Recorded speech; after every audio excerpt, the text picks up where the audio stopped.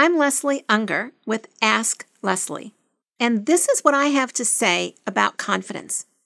You could call me the queen of confidence, not because I have so much confidence, but because I give confidence. If you looked at my clients, they would look very dissimilar.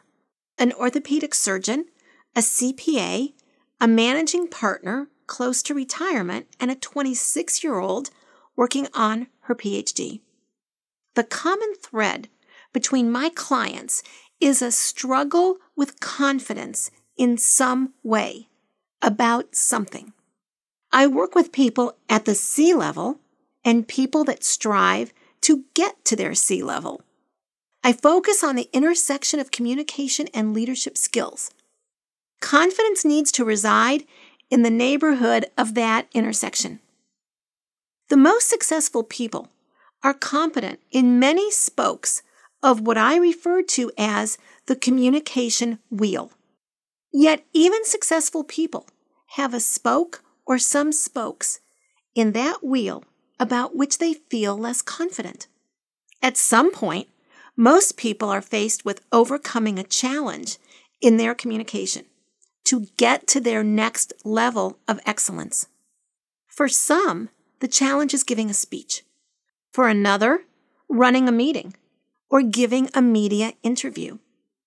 Confidence is not a matter of age or title. And you know something else about confidence? I have found that it is fluid. Confidence sometimes comes and sometimes goes. You may have it one day and the next it's gone. So you have to know how to get it and how to get it back. One could be a leader in the last century without having strong communication skills. Now, a 21st century leader is required to communicate effectively in every spoke of that wheel. It's almost impossible to communicate to get results when one communicates with little confidence.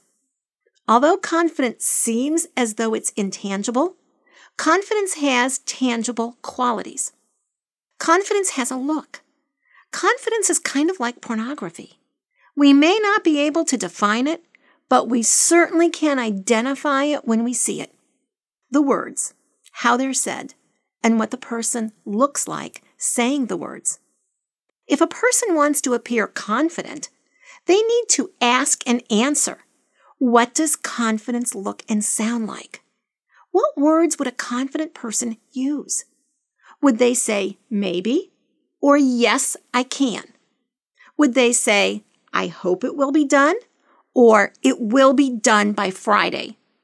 Would their tone sound like a question? What does a firm, emphatic, or enthusiastic answer sound like compared to a tentative answer? How does a person with confidence walk into a room?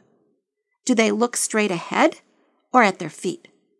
Do they sit slumped or straight?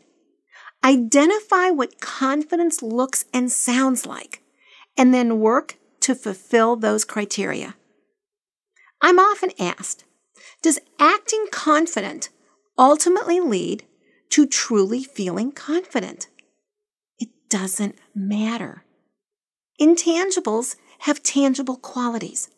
Identify the tangible qualities of confidence. Emulate those qualities.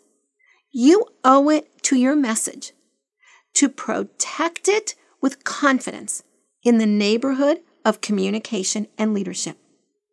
Visit my upcoming events page at electricimpulse.com for more information on all of our programs on communication and leadership. Remember, opportunity has a shelf life. I'm Leslie Ungar with Ask Leslie. Thanks for watching.